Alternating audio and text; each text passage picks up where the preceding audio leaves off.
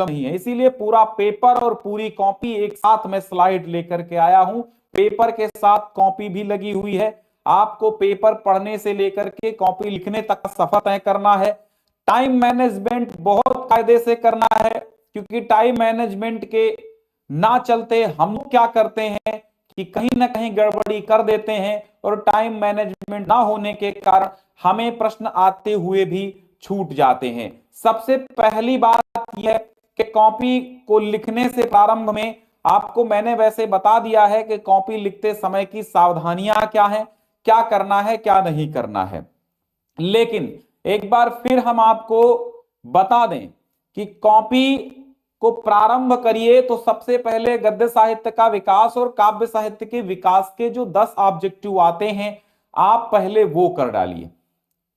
ठीक है, वो शुरुआत में ही आपको लिखना है भाई। उनके प्रश्नोत्तर नंबर आपको डाल लेने हैं, और यदि एक आध का उत्तर नहीं आता है तो उनको आप वेटिंग में डाल दीजिए, क्योंकि एक ही लाइन में उत्तर होना है, तो उन्हें आप क्रमबद्ध लिखिए, सीरियल से लिखिए।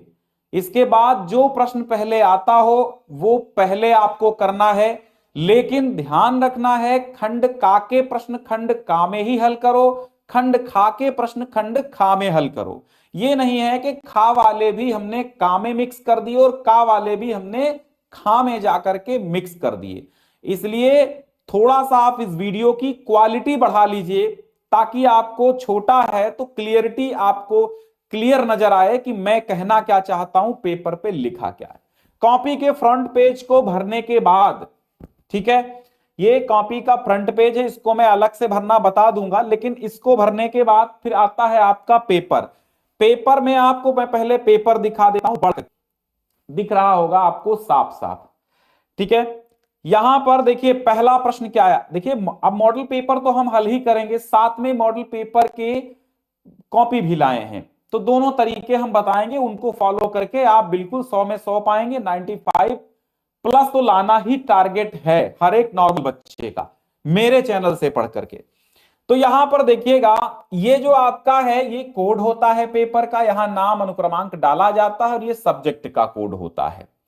ठीक है, फिलहाल ये पेपर सामान्य हिंदी का है, लेकिन फॉलो साहित्यिक हिंदी वालों को सेम चीजें करनी होती हैं। कक्षा 10 वाले भी अगर जुड़े हैं तो उनको भी सेम चीजें फॉलो करनी होती हैं।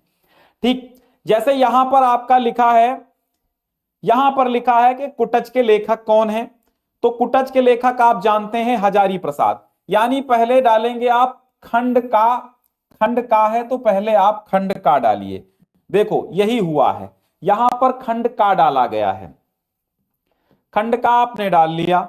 ठीक है, सिंपल सी बात है, खंड का यहां डालना है, डाल लिया हमने।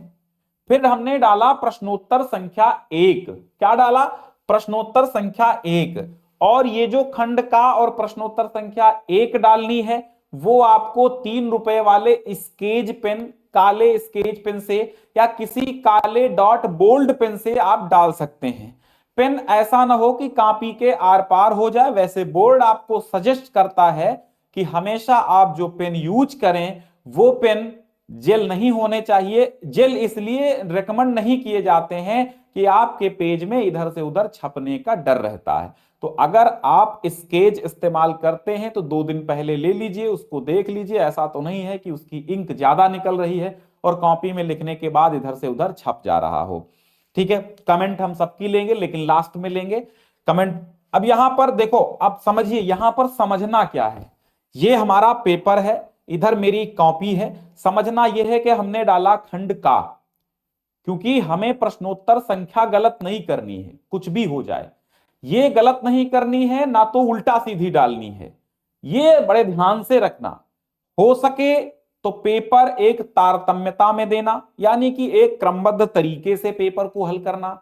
अगर आपको लगता है कि आपको पूरे पेपर के 80% से ज्यादा सवाल आपको आ रहे हैं, या 70% से ज्यादा आ रहे हैं, यानी 70% से ज्यादा आपको सारे सवाल आ रहे हैं, मान लीजिए सपोज दैट 100 सवाल, 10 सवाल हैं, 10 में से आपको 7 से 8 सवाल आ रहे हैं, तो आप क्रमबद्धता ही अपनाएं, वही बेहतर है। अगर आपको ऐसा लगता है कि मुझे तो 50% ही आ रहे हैं, तो सबसे पहले वह लिखें जो आपको आ रहे हैं, इसके बाद वे लिखें जो आपको बनाकर लिखने हैं या नहीं आ रहे हैं, या आपको अधूरे आ रहे हैं, या फिर आधे से कम आ रहे हैं, वो लिखिएगा।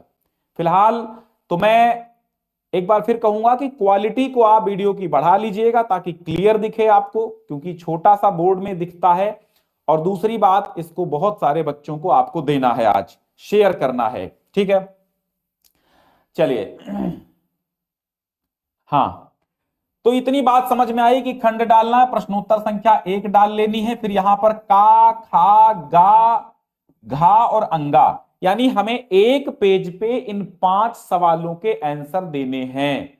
5 ऑब्जेक्टिव यानी गद्य साहित्य के विकास के देने हैं, एक एक लाइन छोड़कर, या 2-2 लाइन भी छोड़ सकते हैं, इसमें प्रॉब्लम नहीं है। लेकिन लाइन छोड़ छोड़ करके, जो पैराग्राफ वाले प्रश्न होते हैं उनमें लाइन छोड़ छोड़ करके नहीं लिखना है।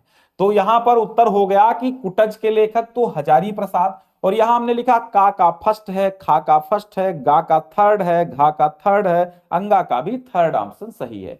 तो हमें ना तो ये चीज भूलनी है और ना तो ये चीज भूलनी है। आप चाहें तो फर्स्ट सेकंड मतलब का खा ऐसे भी लिख सकते हैं, का खा गा, लेकिन हमें सबसे सही तरीका यही लगा, इसीलिए हमने इस पेज को लिया।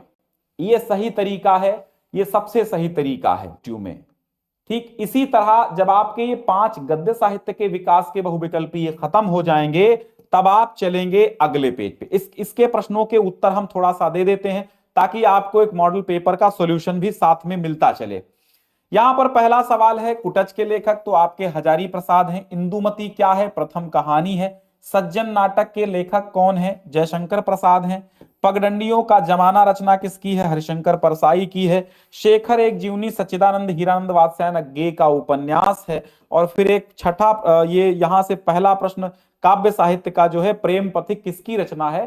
तो प्रेम पथक जयशंकर प्रसाद की रचना है। ठीक है, तो समझ में आया बात। चलिए अब आते हैं खंड खा में प्रेम पथिक किसकी रचना है? जयशंकर प्रसाद की है।